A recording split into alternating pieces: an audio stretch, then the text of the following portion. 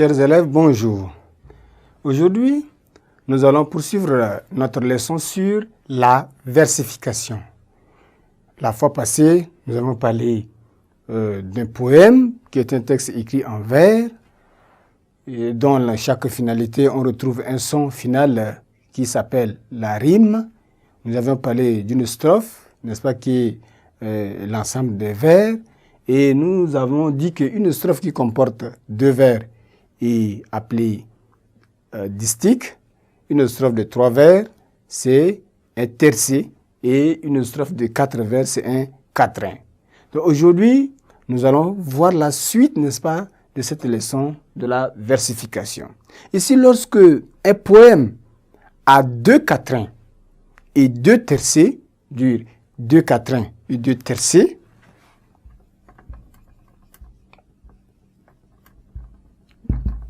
deux quatrains et 2 tercés, ça s'appelle sonnet.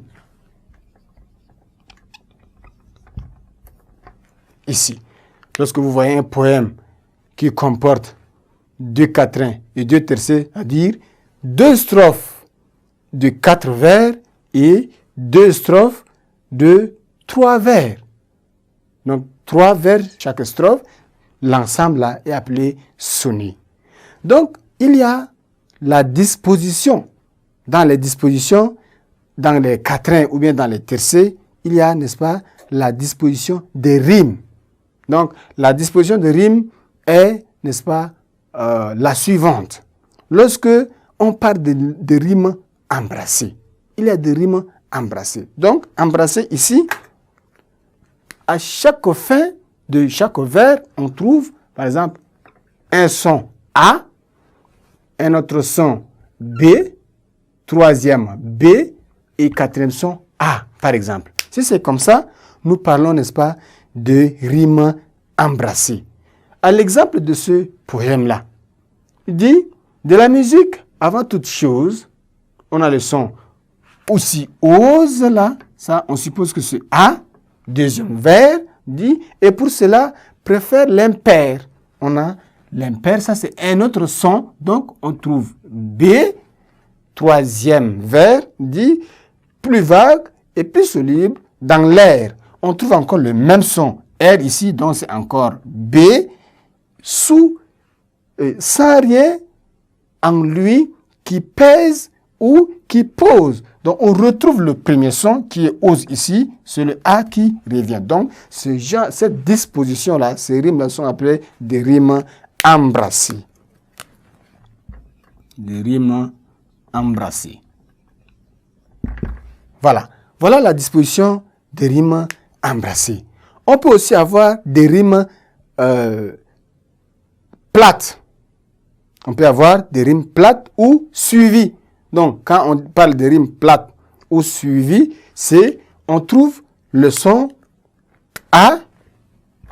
On trouve d'abord le son A. On trouve encore un autre son A et ensuite B, B, A, à chaque fin de vers, A et B, B, nous parlons, n'est-ce pas, des rimes plates ou suivies. On peut aussi avoir des rimes croisées. Donc, on a A, ça c'est plate. A, B, B, c'est des rimes plates ou suivies.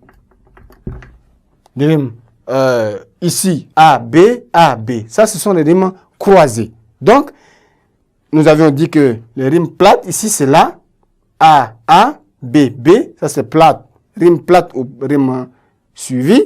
Donc, le rime croisé, c'est A, B. Il y a la mesure des vers. Nous avons les vers ici au tableau de la musique avant toute chose. Donc, pour faire la mesure, n'est-ce pas, d'un vers, il faut compter le vers à partir de la syllabe. Donc, on parle de pieds, n'est-ce pas, de vers.